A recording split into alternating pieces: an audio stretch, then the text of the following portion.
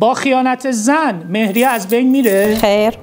زن میتونه تا زمانی که مهریه‌اش رو کامل نگرفته از شوهرش تمکین نکنه؟ بله. مرد میتونه مانع کار کردن زنش بشه؟ در صورتی که شغل خانم با مسائل خانوادگی و حیثیت خانم و آقا منافات داشته باشه بله.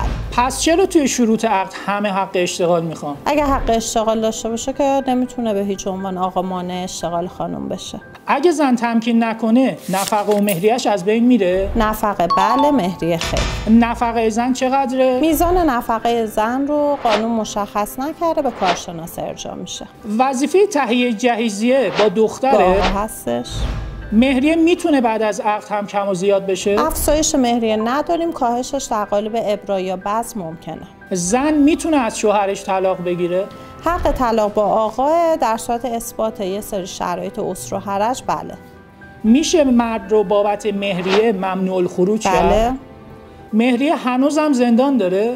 در صورتی که آقا اموال نداشته باشه، حکم احضارم نگرفته باشه بله. الان برای ثبت مهریه باید به دولت مالیات بدیم؟ هنوز اجرایی نشده. خیلی متشکرم از توضیحات.